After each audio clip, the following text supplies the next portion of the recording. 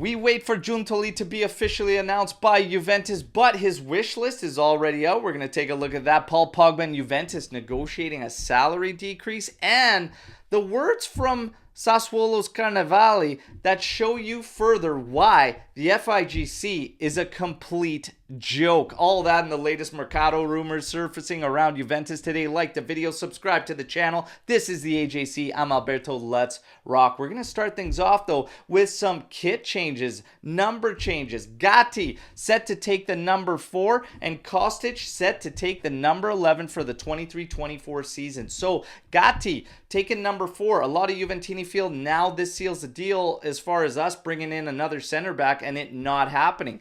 Maybe, but maybe it's just a kit change and we could still potentially see a center back. I'm not going to put it all on the fact that he changed his number, that we will not be bringing in a center back, all right? So Gatti set to take number 4. Kostic, number 11. And man, Juan Cuadrado's farewell wasn't even half a day over. Damn, that's cold, Philip. All right, but there you go. Gatti 4, Kostic 11. And I'm not going to lie to you, I probably will get Gatti 4 on the back of one of the 23-24 season's kits, okay? Now, Pogba and Juventus, rumors surfacing of them negotiating a salary decrease. The way it was worded, though, said that Pogba would be looking at doing this in order to stay at Juventus, and that is just simply false and not accurate, okay?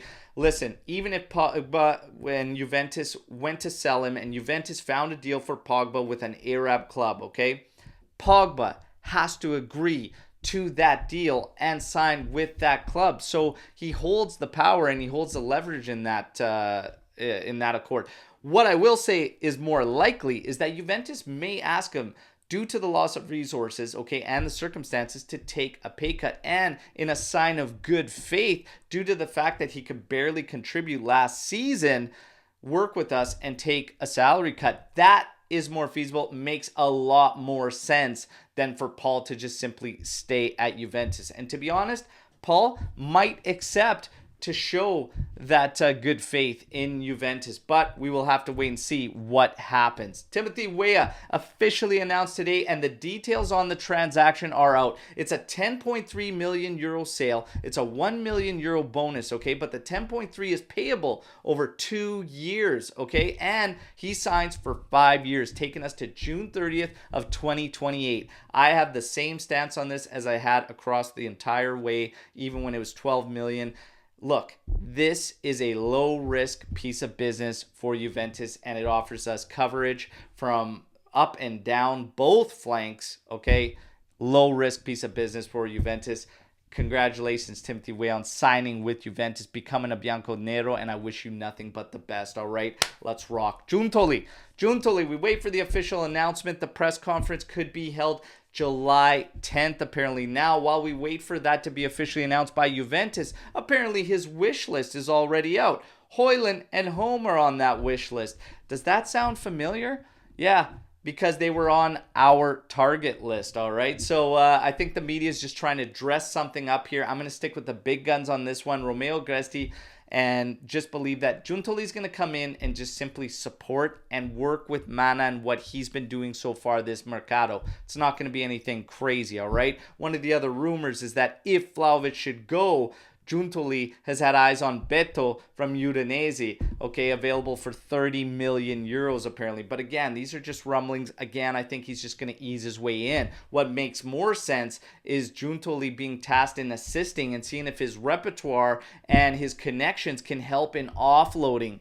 Sandro, Zakaria, McKennie, and Artur, okay? That's where I think he's really going to come in and try to assist a lot more rather than just our targets and whatnot, because some of our targets really only come down to what we're going to do with other talents. And it's also listed that he might have to make a difficult decision between Chiesa and Vlahovic. I also am not buying that either. I think part of that comes down to players' wills and what offers come in for set players, all right? I still think Juve isn't going to just simply bend over in losing one of Bremer, Chiesa, or Vlahovic.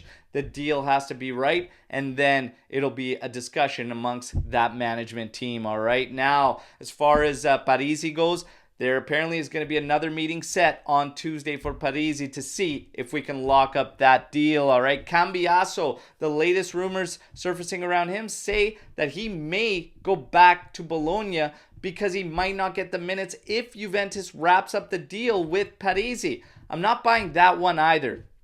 Cambiaso is set to go through our summer camp and preseason with Juventus. And honestly, even if we sign Parisi, I see him getting a good amount of minutes this year with Juventus. So I'm not buying into this rumor whatsoever, okay? I expect Parisi and Cambiaso, all right, to be with Juventus in the 23-24 season. Last, certainly not least, do you need more evidence to realize that the FIGC is a complete joke? The answer is no, but I'm going to give it to you anyways, okay? So Cannavale from Sassuolo talking about a deal he made with Roma involving two players and plus Valenza, and it was Volpati and Missori, okay? And he spoke about, we have a great business relationship with Roma and Pinto, of course, and he said, I feel it's important to help and lend a hand whenever we can with other companies, and it was important to get the deal done for them by June 30th, so of course we obliged and whatnot.